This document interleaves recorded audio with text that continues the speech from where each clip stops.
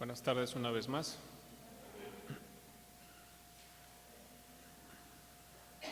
Miren, gracias a Dios vamos a continuar con nuestra serie.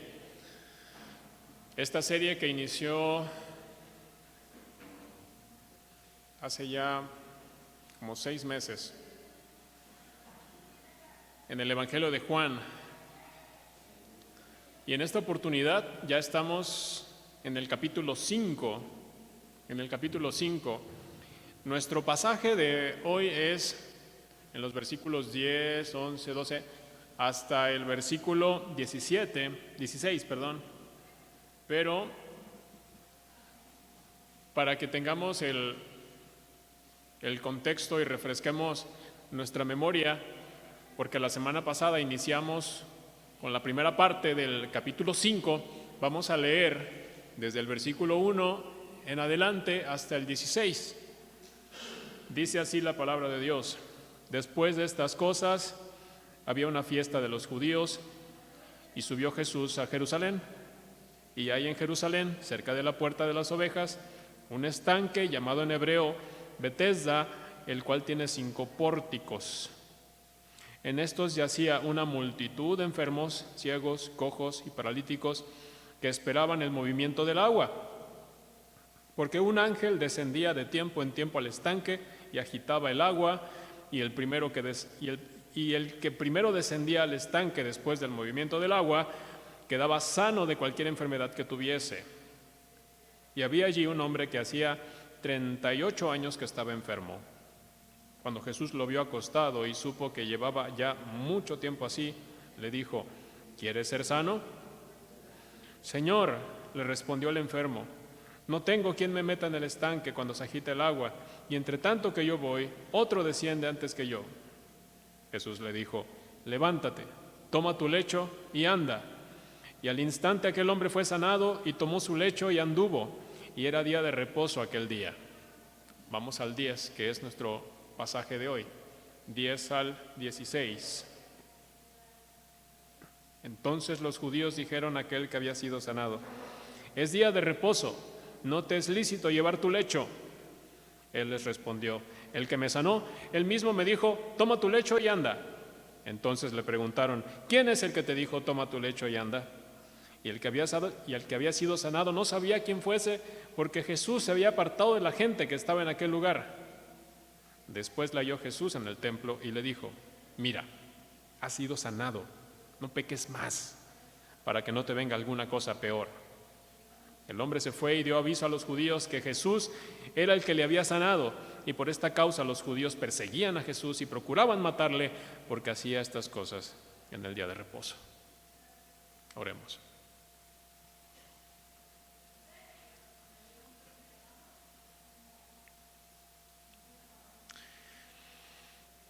Dios bendito, ilumina, Señor.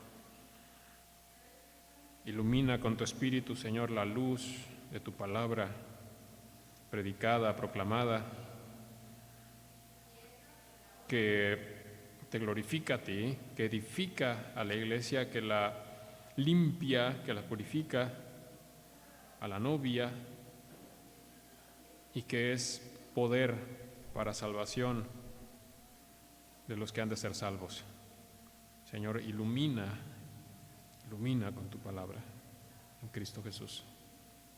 Amén.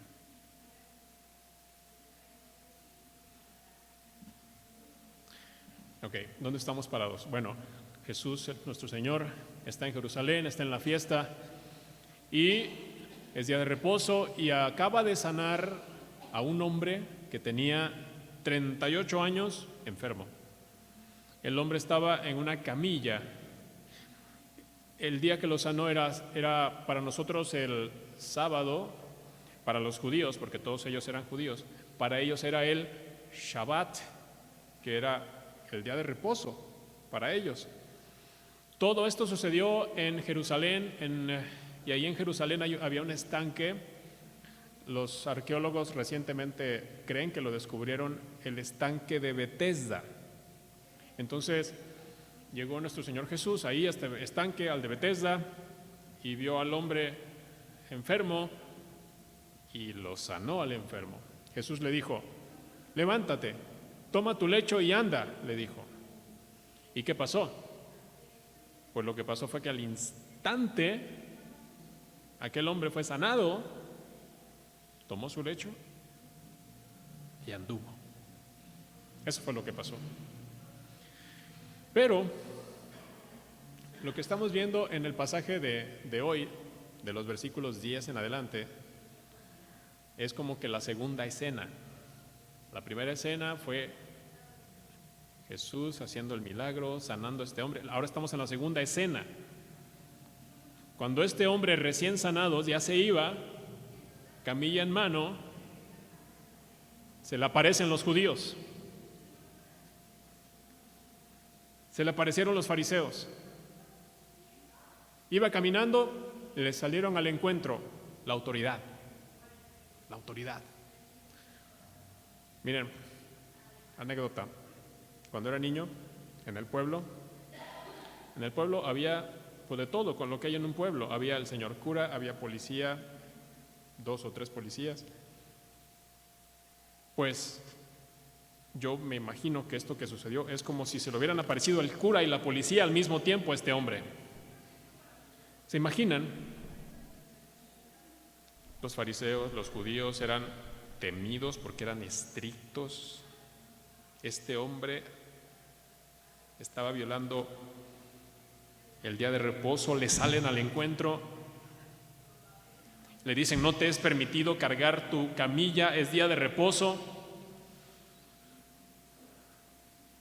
Cualquiera que violaba alguna ley tenía que ser expulsado de la congregación, tenía que ser expulsado del pueblo, tenía que ser expulsado de la sinagoga. Eso significaba que el que quedaba expulsado era expulsado de la vida pública, de la vida social, de la vida política, de la vida económica, de la vida religiosa. El que era expulsado de la sinagoga era expulsado de todo lo que tenía que ver con los judíos. Y este hombre le salen al encuentro los judíos, los fariseos, y le dicen: no está permitido que cargues tu lecho, es día de reposo. Yo me imagino que le dio mucho miedo a este hombre. Yo me imagino que sintió mucho temor de ver a aquellos hombres, no sé, tal vez grandes, gordos, vestidos con ropa muy fina. Eso que estoy diciendo es lo que pasó en los versículos 10, 11, 12 y 13. Vamos a leerlos. Versículo 10. Entonces los judíos dijeron a aquel que había sido sanado: es día de reposo, no te es lícito llevar tu lecho. Él les respondió: el que me sanó, él mismo me dijo: toma tu lecho y anda. Entonces le preguntaron: ¿quién es el que te dijo toma tu lecho y anda? Y el que había sido sanado no sabía quién fuese, porque Jesús se había apartado de la gente que estaba en aquel lugar. Entonces los judíos se le aparecieron a este hombre que había sido sanado, le dijeron: es día de reposo, no está permitido que cargues tu camilla. A este hombre se le apareció la ley misma. Pero esa ley no era la ley de Dios. Esa ley que se le apareció a este hombre era una ley inventada por los hombres. Era una ley inventada por rabinos, por fariseos, por escribas. No era la ley de Dios. Dios le dio su ley a su pueblo. Usted lee el Pentateuco, usted lee Éxodo, usted lee Levítico, usted lee Deuteronomio. El Señor le dio su ley a su pueblo, pero esto que está pasando aquí no es ni parecido a la ley de Dios. Con el paso de los siglos, mis hermanos, los israelitas, los judíos, perdieron toda la sensibilidad de la ley de Dios y se inventaron cosas ridículas, como esto que estamos viendo, que el hombre no podía cargar su camilla en el día de reposo. Inventaron tantas cosas, prohibieron tantas cosas. Por ejemplo, En día de reposo, si eras judío, no puedes caminar 500 metros porque ya es violación al día de reposo. ¿Se imagina eso? No puedo caminar de aquí a mi casa porque es violación al día de reposo. Tenían prohibido perfumarse en día de reposo. Imagínense lo que era la sinagoga ese día. Tenían prohibido abrir una vasija sellada. Día de reposo no puedo abrir mi botella de agua. Obviamente también tenían prohibido cargar cosas. Esto fue lo que pasó con este hombre. Los fariseos con los siglos inventaron leyes absurdas, inventaron esta de que no podía cargar su cabilla. No puedes hacer nada en el día de reposo. Los judíos perdieron todo el significado del día de reposo. El día de reposo sí lo instituyó Dios, sí lo instituyó el Señor en su ley, pero no así. El sentido original del día de reposo que Dios implementó era tan sencillo como que su pueblo le dedicara un día a la semana solamente a Él. Eso era. Dios dijo en el libro de Éxodo, dijo así: en verdad guardarán el día de reposo porque es señal entre mí y ustedes para que sepan que yo, Jehová, los santifico. Así dice la palabra de Dios en el Éxodo. El sentido original del día de reposo para los judíos era que recordaran que fue Dios quien los apartó, que recordaran que fue Dios quien los salvó, quien los consagró, quien los santificó. Como dije, en pocas palabras, el verdadero sentido del día de reposo era que los judíos dedicaran un solo día completo solamente a Dios. Eso era. Pero lo que estamos leyendo aquí en esta parte del pasaje es que obviamente los judíos se habían olvidado por completo del verdadero sentido del día de reposo. De hecho, no solamente se olvidaron del verdadero sentido del día de reposo, se olvidaron del sentido de toda la ley de Dios. Los judíos se habían convertido de dedicar sus vidas a Dios, a dedicar sus vidas a ellos mismos. No solamente se olvidaron del día de reposo, no solamente se olvidaron de la ley, no solamente se olvidaron de apartar un día para Dios, se olvidaron de Dios.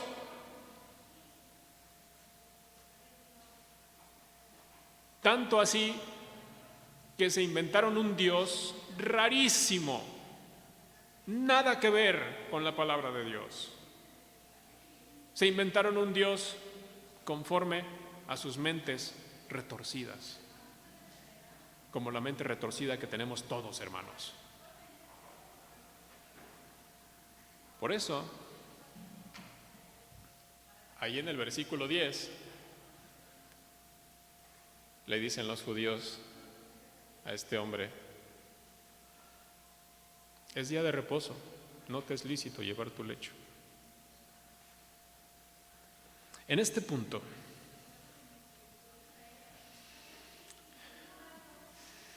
voy a señalar algunas cosas que enseña la palabra de Dios en este punto, hermanos. Miren, ¿quiénes eran los judíos? Bueno, los judíos eran el pueblo elegido de Dios, eso lo sabemos. Eran el pueblo elegido de Dios, pero se habían olvidado de Dios. Los judíos se habían apartado de lo que Dios dice en su palabra, se inventaron una religión falsa, se inventaron una religión conforme a sus propios deseos. Y aquí, hermanos, lo que nos enseña la palabra de Dios a nosotros como iglesia es que a nosotros nos puede pasar que caigamos en los mismos errores. Nos puede pasar, aún como iglesia, aún como cristianos, de que nos olvidemos de lo que dice Dios en su palabra y nos volvemos como estos fariseos. Por ejemplo, decimos que amamos a Dios, pero ¿a poco no despreciamos a algunas personas?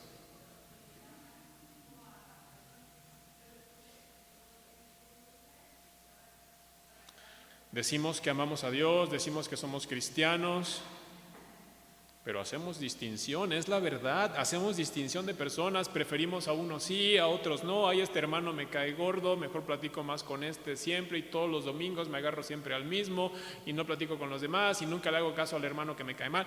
¿Sí o no? Decimos que somos cristianos, pero nos olvidamos que el Señor nos mandó a amarnos unos a otros, seamos como seamos. Amar a mi hermano, aunque me caiga gordo. Ese es el chiste de amar, hermanos. Y en lugar de eso, ¿qué hacemos? ¿A poco no? Bueno, está bien, yo, hermanos, en lugar de amar a mis hermanos, los critico, me quejo de ellos. Seguramente usted no. Seguramente usted no critica a nadie de sus hermanos, ¿verdad?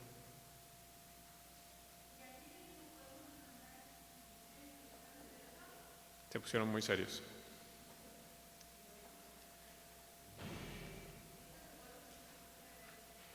La palabra de Dios nos confronta, hermanos.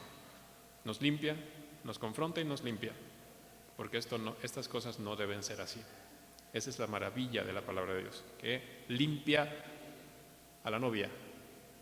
Limpiémonos, despojémonos de este pecado. Hay más todavía, hermanos, mucho más que ver. Miren, versículo 11. El hombre recién sanado, ya dijimos, se nota que aquí lo que vamos a ver es que en el versículo 11 vemos al hombre respondiendo y vamos a ver a una persona recién sanada, pero vamos a ver una persona con un pavor a los judíos. Miren, ¿cuál fue la respuesta de este hombre? El que me sanó. Él mismo me dijo, toma tu lecho y anda. La cosa se está poniendo cada vez más fea, hermanos. Miren, si aquellos judíos, los fariseos, sabemos, y son muy criticados, hasta en las películas son criticados, sabemos que esos judíos eran hipócritas, retorcidos de mente, pues este hombre recién sanado, no sé cómo llamarlo, hermanos. Jesús lo sanó después de 38 años de estar enfermo, y el mismo día que Jesús lo sanó, este hombre culpó a Jesús. En el mismo rato traicionó a Jesús. Se le acercan los judíos y en el momento de la presión, en el momento de la hora de la verdad, ¿qué hace?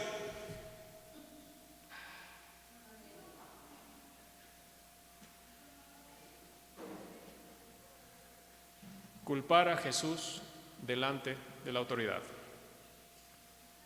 Es como si este hombre estuviera diciendo con su actitud, pues yo vengo cargando la camilla, ¿verdad? Pero yo no tengo la culpa.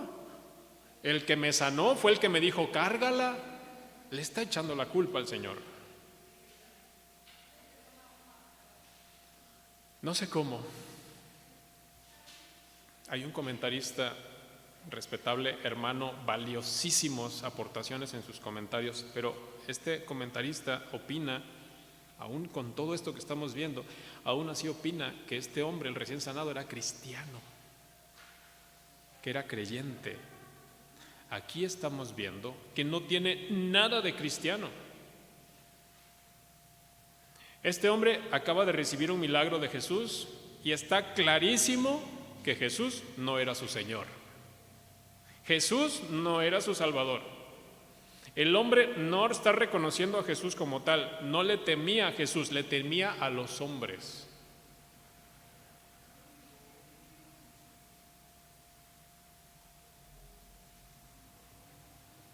Si ofenden a nuestro Señor, nos ofendemos nosotros, nos enardecemos, hermanos, y queremos defenderlo, y a veces somos imprudentes en defender, pero al contrario, el hombre recién sanado lo acusó el mismo día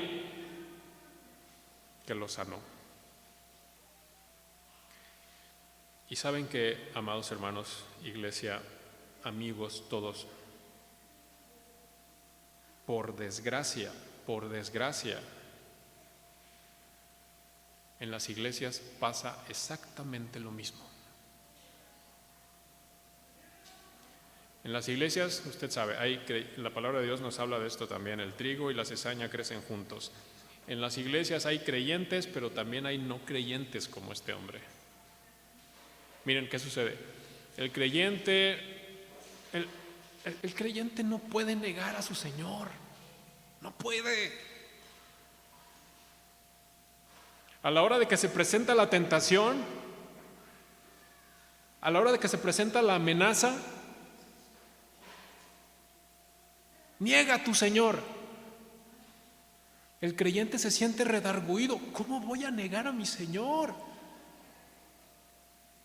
¿Cómo voy a negar a la hora de la tentación, por ejemplo? ¿Cómo voy a negar a mi Señor cayendo en una tentación? Y hay esa lucha en el creyente. Pero en el no creyente ni siquiera hay esa tentación, ni siquiera hay esa lucha, ni siquiera hay esa batalla. El no creyente viene a la iglesia y está aquí, pasan muchos años, pero en la primera oportunidad niega a Cristo. En la primera oportunidad traiciona a Cristo, lo traiciona, lo vende, lo niega. ¿Con qué? Con su vida. Lo niega por fuera y lo niega por dentro. Cuando sale caminando por esa puerta y es el mismo de siempre.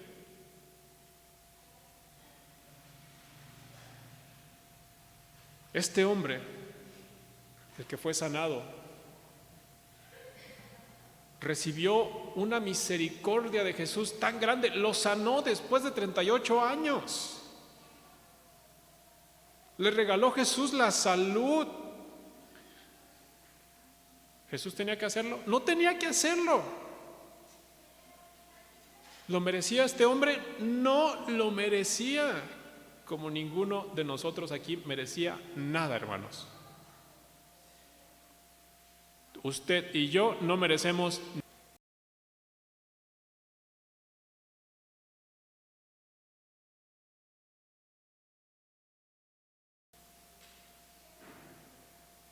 Este hombre recibió la bendición de Jesús.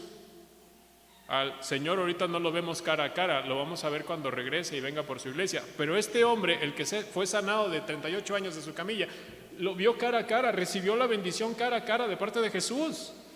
Y a cambio, en gratitud, el mismo día lo negó, lo vendió a la autoridad.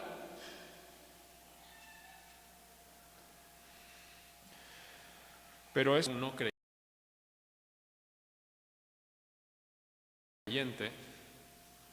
Esto que le pasó a este no creyente, en cierta medida también nos puede pasar a los cristianos, hermanos.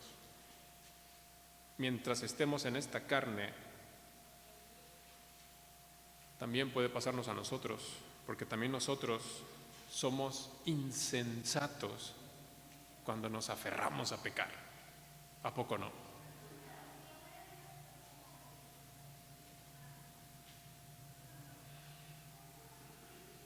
Nosotros también negamos a Dios, nosotros también vendemos a Cristo, nosotros también traicionamos a Cristo cuando, sabiendo que debemos hacer el bien, hacemos mal. Por ejemplo, traicionamos a Cristo cuando ponemos en primer lugar a otra cosa en lugar de sentarnos a leer su palabra.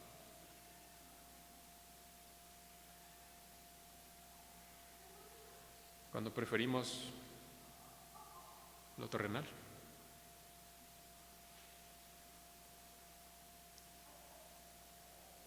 O el TikTok, el YouTube.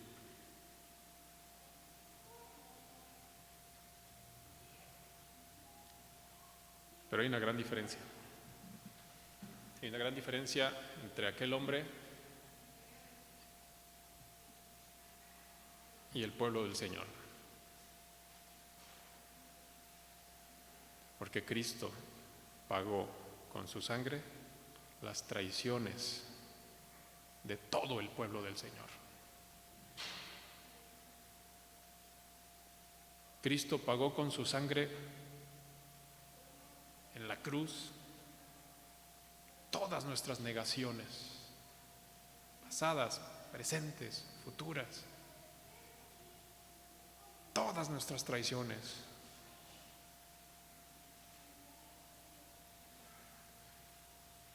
Cristo pagó todos nuestros pecados, porque todo pecado se paga, hermanos, se paga. Hay un pastor que dijo, creo que fue Steven Lawson, dijo, todo pecado se paga. O se paga en Cristo o se paga en el infierno.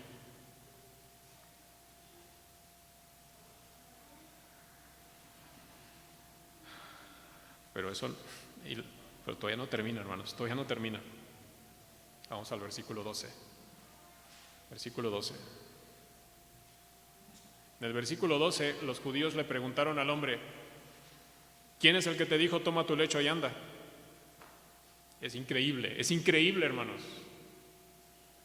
Miren, yo me pongo en los zapatos de esos judíos. Le están preguntando, ¿quién es el que te dijo, toma tu lecho y anda? Es como si ahora, 2000 años después, es algo así como, a ver, tú. No nos vengas con cosas, no inventes, no queremos saber quién te sanó, no nos interesa saber si milagro o no milagro, ha de ser mentira tú, miserable mendigo. No. Dinos quién es el que anda por ahí violando el día de reposo. Así de ciegos estaban estos judíos con su religión falsa. Los judíos le preguntaron por el nombre. ¿Quién te sanó? Pero resulta que este hombre, el que había sido sanado, pues no sabía ni quién lo había sanado. Jesús nunca le dijo su nombre, nada más llegó, lo sanó y en cuanto lo sanó, se apartó de ahí. Jesús no le dijo quién era, no le dijo si era el Mesías, si era su Salvador, nada más lo sanó, aquel enfermo, le dijo, levántate, toma tu lecho y anda. Y Jesús se fue. De hecho, eso es lo que dice al final del versículo 13. ¿Qué dice al final? Porque Jesús se había apartado de la gente que estaba en aquel lugar. ¿Sí se fijaron la misericordia del Señor Jesús que tuvo para con este hombre cuando allá en el versículo 8 lo sanó? Le dijo, levántate, toma tu lecho y anda. Lo sanó a ese hombre. ¿Sí se fijan la misericordia del Señor?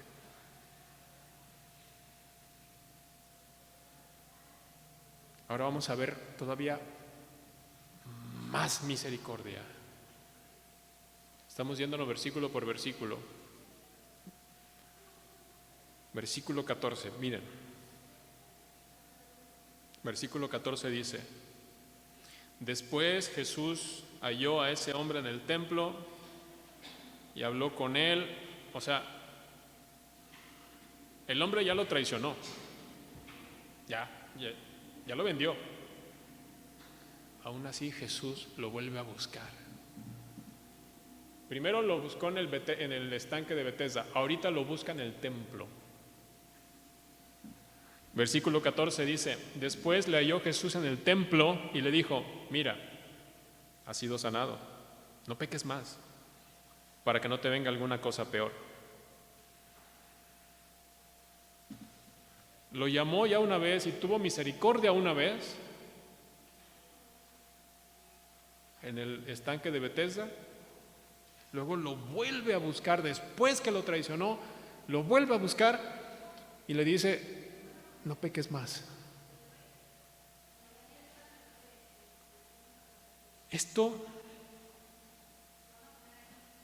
Esta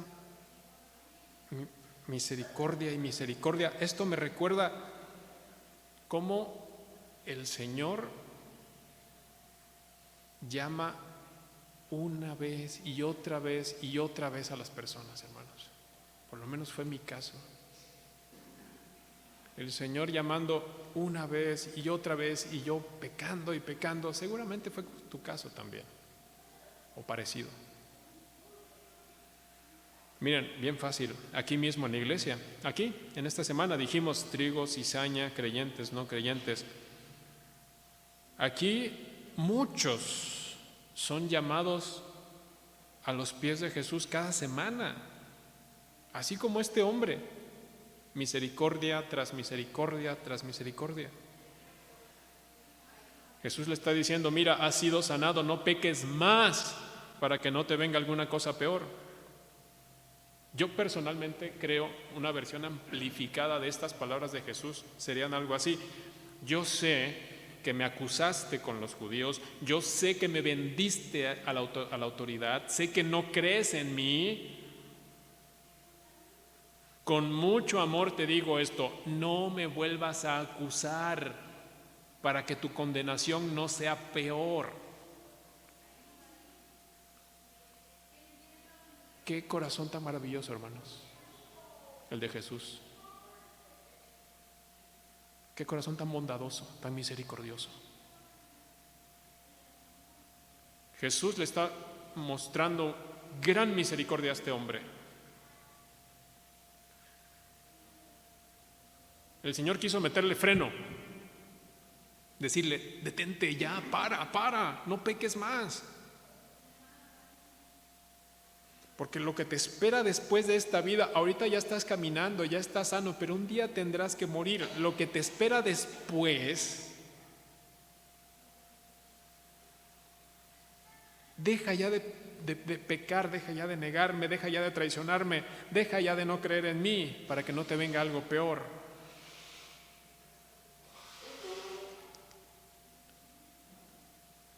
La Biblia, hermanos, dice muchas cosas. Miren, la Biblia retrata a este hombre que fue sanado, lo retrata como alguien que nunca se convirtió. Lo retrata como un inconverso de principio a fin, de pe a pa. El problema es, hermanos, que el castigo que recibirán los inconversos, hermanos, es igual a los pecados que hayan cometido. El Señor Jesús está tratando de frenar a este hombre para que su condenación no sea más grave. Este hombre traicionó una vez a Jesús y Jesús le pide, ya no me traiciones más para que tu condenación eterna no sea peor. Ya de por sí tu castigo en la eternidad va a ser terrible por haberme traicionado, ya no lo vuelvas a hacer para que no sea más terrible tu condenación. ¡Qué misericordia, hermanos!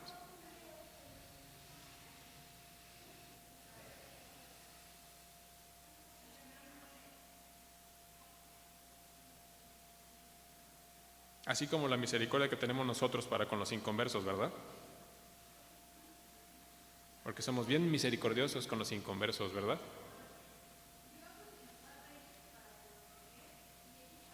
¿Qué? ¿Usted no? No somos, hermanos. No somos. Somos fríos con los inconversos. Somos indiferentes. No les estorbamos en el pecado para que su condenación no sea peor. Y deberíamos, como Jesús.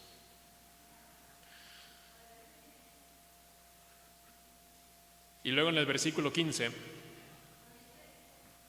vamos a ver que a pesar de las advertencias de Jesús, a pesar de la misericordia de Jesús, en el versículo 15 aparece la verdadera decisión de este hombre. Miren qué pasó. Jesús está poniendo freno a este hombre. En cuanto Jesús terminó de hablar con él, el hombre que había recibido toda esa misericordia una vez y dos veces, primera cosa que hizo, dice la palabra de Dios, se fue y dio aviso a los judíos de que Jesús era el que lo había sanado. ¡Qué corazón tan endurecido! ¡Qué corazón tan endurecido! Era más grande el temor que tenía a los judíos que el temor que tenía de Dios. Ese hombre, el que estamos leyendo aquí, no estaba tan lejos de Judas Iscariote.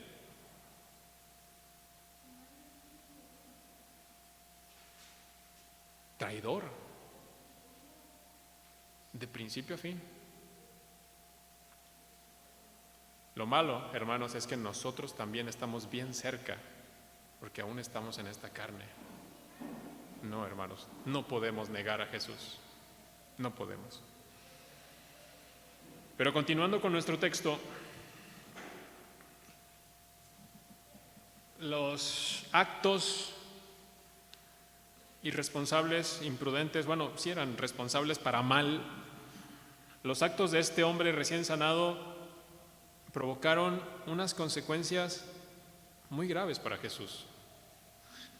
El pecado de este hombre de traición, de negación, de incredulidad, el pecado de este hombre lo que provocó fue que iniciara una persecución intensa contra Jesús. A partir de este capítulo, del capítulo 5, vamos a ver que los judíos no descansan hasta que van a atrapar a Jesús. No descansan a partir de aquí, lo van a intentar una vez, otra vez, van a tratar de atraparlo con sus propias manos, van a tratar de apedrearlo. Sí, esos judíos tan bonitos por fuera, sí, ellos, tan aparentemente perfectos, tan piadosos, tan moralistas, eran en realidad unos asesinos con sed de la sangre de Jesús. Si vemos el versículo 16, dice: por esta causa los judíos perseguían a Jesús y procuraban matarle, porque hacía estas cosas en el día de reposo. Caramba. Porque para ellos quebrantaba el día de reposo, pero no era así. Las palabras de Jesús, los discursos de Jesús, los milagros, las señales de Jesús ofendían a la religión falsa de los judíos. Para los judíos, bueno, para nosotros Jesús es el Señor. Para los judíos Jesús era un profano, blasfemo, era un hereje. Según estos judíos lo dijeron así abiertamente: tienes demonio, le decían, y lo asociaron con Belcebú. Su ceguera era tan grande, era tanta su separación del Dios verdadero, era tanta su separación de la religión verdadera, que se habían inventado una religión falsa pero tan oscura, que no pudieron reconocer a su Mesías, a su propio Mesías, prometido para ellos en las Escrituras.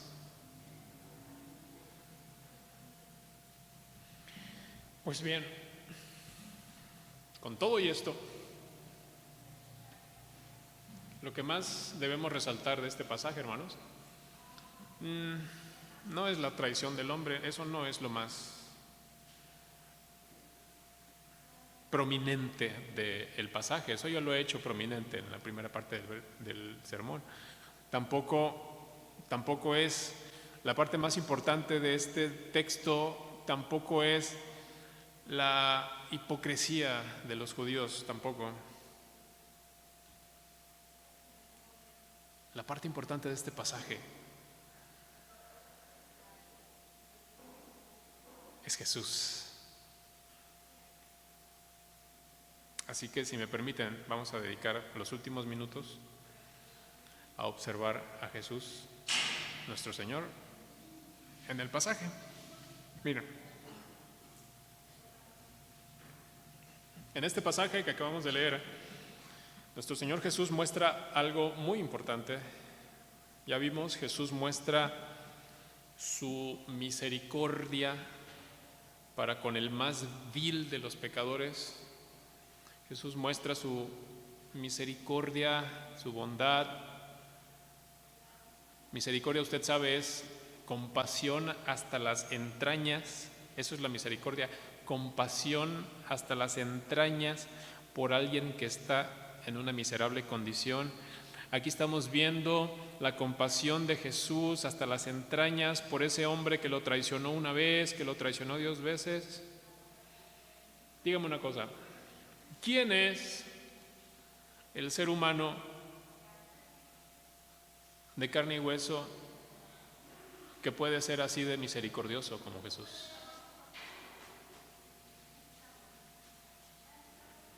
¿Quién es la persona que usted conoce o la persona de la que usted ha oído que puede sanar a un enfermo de 38 años?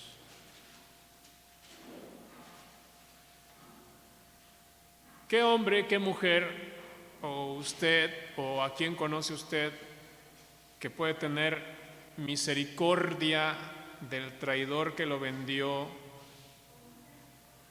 y encima de todo decirle: mira, has sido sanado, no peques más para que no te venga algo peor? No hay nadie. No hay nadie. Solamente Dios puede hacer esto. Solamente Dios. En este pasaje, Jesús está mostrando una gran misericordia. Yo les dije que lo último era poner atención en la persona de Jesús en este pasaje. Jesús está mostrando una gran misericordia, como solamente Dios puede mostrar misericordia, porque ningún hombre puede mostrar una cosa así. Ustedes recordarán, y puede decir, bueno, ¿cómo? A ver qué conexión tiene Jesús y la misericordia de Dios, qué conexión hay. Usted se acuerda que al inicio de esta serie leímos una parte de la Biblia que dice: y vimos su gloria, gloria como del unigénito del Padre, lleno de gracia y de verdad. En el capítulo 1. La conexión está, hermanos, en que en el pasaje de hoy, Jesús sanando a este hombre pecador, estamos viendo a Jesús mostrando la misericordia de Dios. Estamos viendo a Jesús mostrando la personalidad de Dios. Jesús está destapando y mostrando cómo es Dios el Padre. Ustedes recordarán también que en el Evangelio de Juan dice, fíjense, a Dios nadie lo vio jamás. El unigénito Hijo que está en el seno del Padre, Él lo ha dado a conocer. Hermanos, para nosotros es muy fácil, 2000 años después, porque ya tenemos la Biblia completa, pero lo que está haciendo aquí el Señor Jesús es mostrando algo que estaba completamente cubierto. Está mostrando el carácter de Dios el Padre, las cualidades, los atributos de Dios. En este pasaje, en pocas palabras, estamos conociendo a Dios el Padre por medio de Jesús, cosa que era imposible. A Dios nadie lo conoció jamás. El unigénito Hijo lo dio a conocer, Jesús lo dio a conocer. Cuando Jesús está sanando a este hombre, y cuando Jesús salva a la mujer samaritana, y cuando Jesús habla con Nicodemo, y en todas sus obras estamos viendo a Jesús actuando como Dios actúa. La misericordia que mostró Jesús es la misericordia de Dios. Así como Jesús vio a ese hombre enfermo, así es como Dios ve a los hombres que están en esa condición, con misericordia.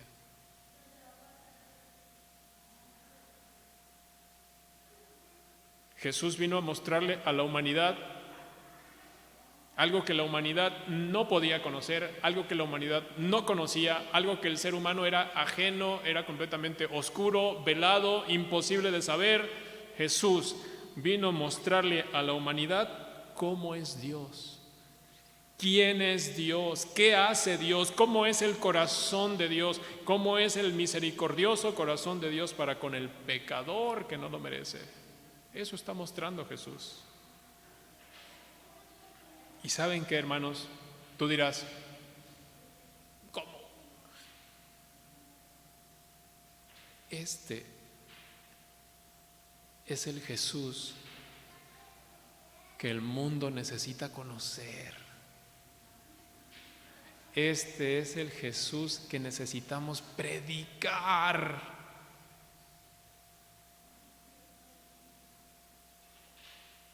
Este es el Jesús acerca del que el mundo tiene necesidad de escuchar.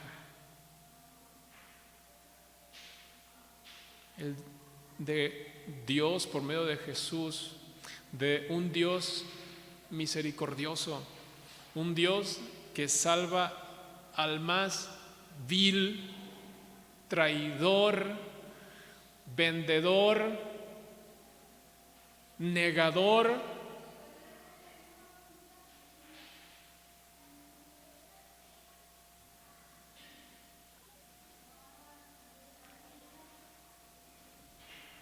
si el día de hoy a ti, amigo,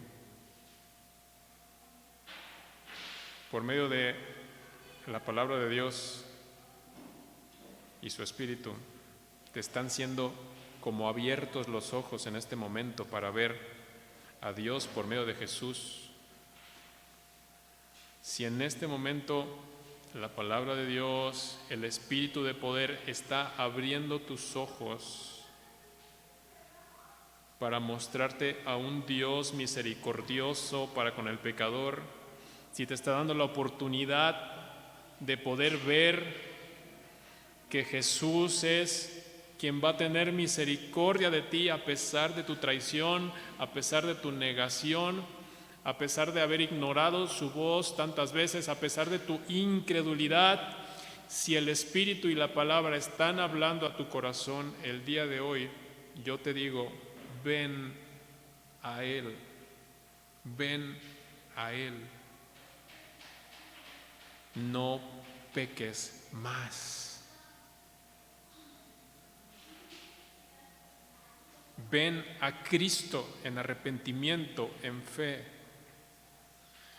Más directo, si tú eres igual o peor que ese enfermo traidor que traicionó a Jesús, déjame decirte que la misericordia de Dios por medio de Jesús es más grande que tu traición.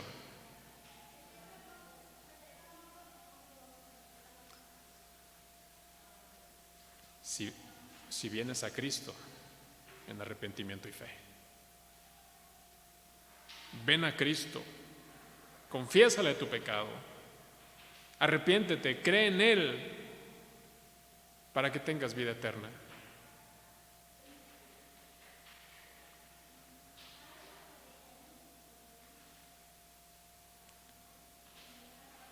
Y para nosotros, iglesia, amados hermanos,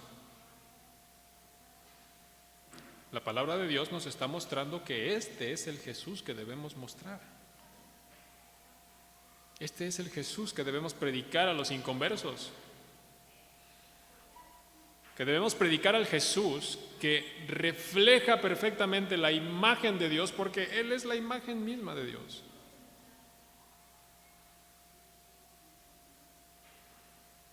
Colosenses dice que en Cristo habita corporalmente toda la plenitud de la deidad.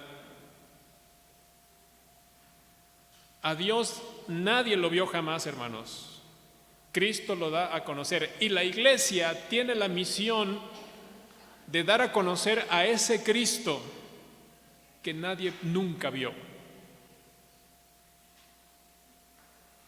Cristo es el resplandor de la gloria de Dios, pues la iglesia tiene la misión de mostrarle al mundo esa gloria, ese resplandor.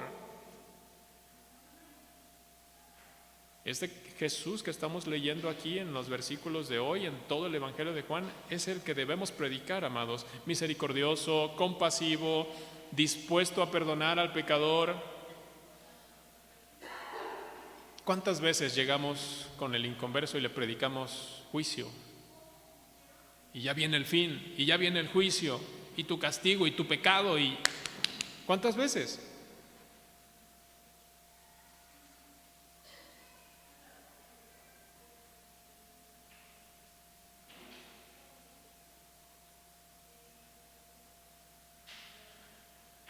En Lucas 6, el Señor Jesús dice que se sentó en la sinagoga, tomó el rollo de Isaías y dijo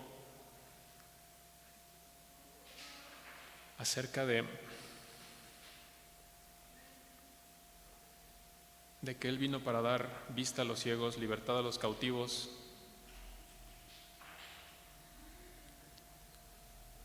Pero las palabras de Isaías, y hasta ahí leyó el Señor Jesús, hasta la salvación, hasta ahí leyó el Señor Jesús. Lo que no leyó el Señor Jesús en ese día en Isaías fue que después dice Isaías que vendrá juicio también.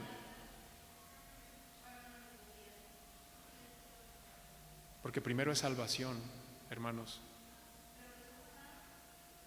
Predicamos a los inconversos salvación. El juicio también. Pero primordialmente salvación.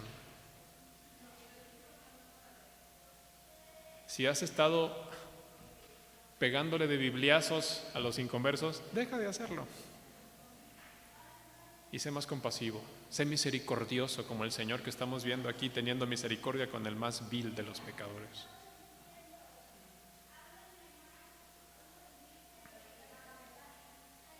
Ahora, por último, mencioné que a partir de este capítulo comienza una persecución terrible contra Jesús, a partir del capítulo 5.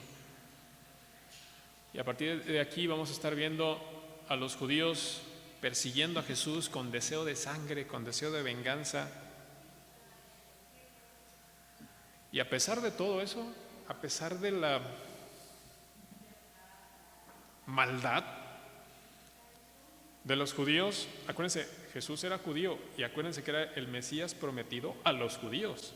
A pesar de eso, vamos a ver a un Jesús tratando a toda costa de mostrar la verdad que ellos habían distorsionado tanto. Lo vamos a ver en todo el Evangelio. Vamos a ver a Jesús tratando de armar aquellos cristales rotos que dejaron rabinos, fariseos, escribas cuando distorsionaron tanto la palabra de Dios. Vamos a ver a un Jesús tratando de volver a armar la palabra de Dios, la verdad, y mostrarla a los judíos, a su pueblo. En este pasaje que vemos que Jesús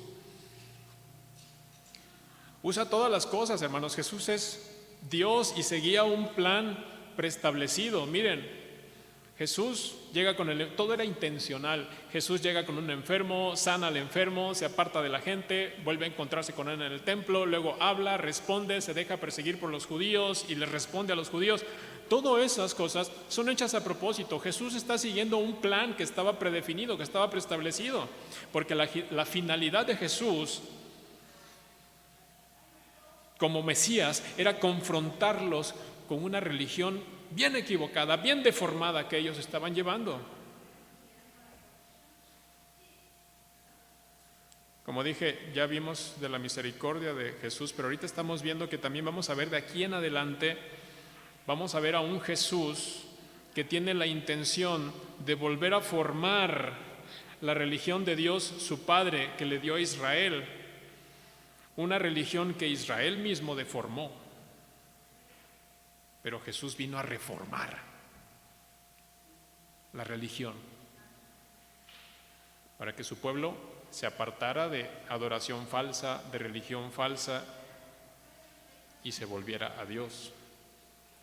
Amados, así nada más mencionado de paso, estoy diciendo algo de lo que vamos a ver en la serie. Pero esto que hace el Señor Jesús también es una lección muy grande para nosotros como iglesia. Porque muchas de las veces nosotros, hermanos cristianos, también nos apartamos de la religión verdadera. Es decir, también nos apartamos de la palabra de Dios. Por ejemplo, bien fácil, nos apartamos de la palabra de Dios cuando somos legalistas. Hermanos, a veces, muchas veces, queremos hacer cosas que el Señor ni nos pide. Eso es legalismo. Y eso no es lo peor.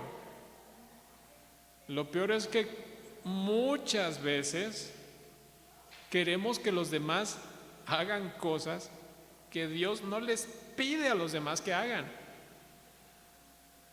¿O no lo has hecho tú con tu esposa? ¿O no lo has hecho tú con tu esposo? Pidiendo más de lo que Dios pide. legalismo. Deformamos la religión, pero Cristo vino a reformarla. Amados, permitamos a Cristo, permitamos que el Señor Jesucristo nos reforme a su imagen cada día, así como quiso reformar a los judíos. Permitamos que el Señor nos reforme. ¿Cómo? A través de la obediencia a su palabra, sin agregarle cosas, ni para nosotros ni para los demás.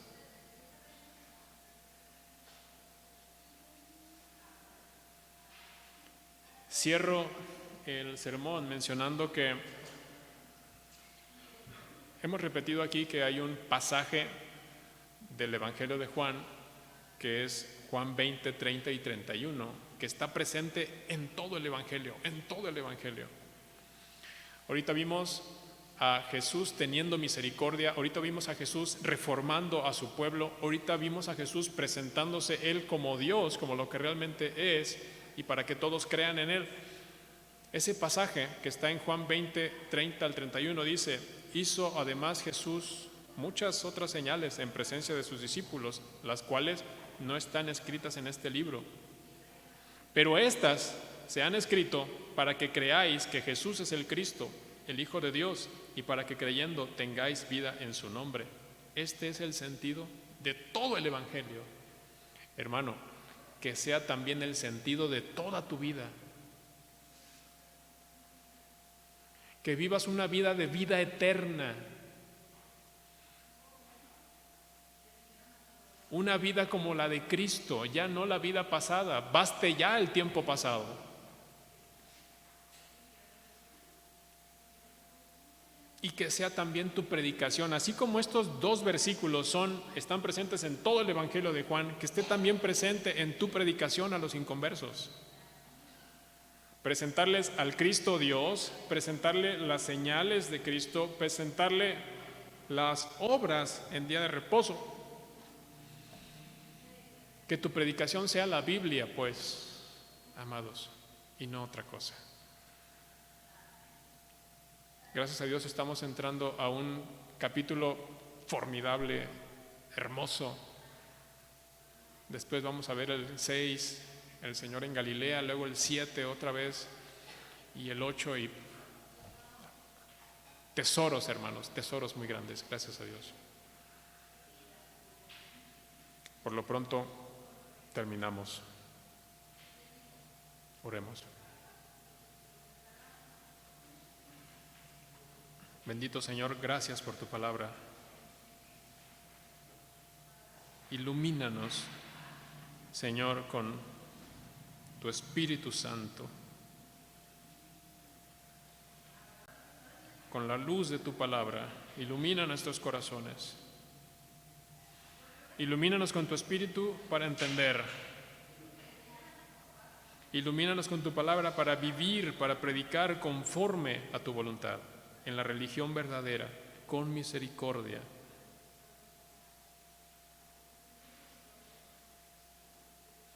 Bendito Dios, te damos muchas gracias por Cristo, por tu palabra, por traernos a tu iglesia, por hacernos parte, por darnos vida nueva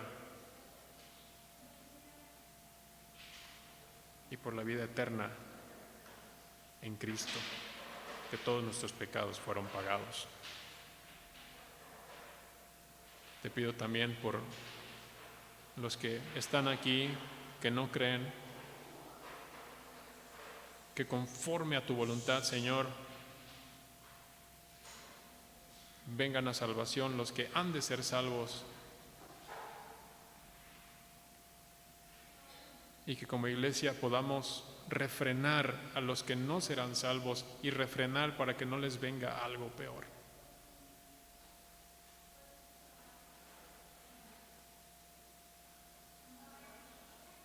Oh Dios misericordioso, mostrado en Cristo, gracias. En su nombre te damos gracias. Amén.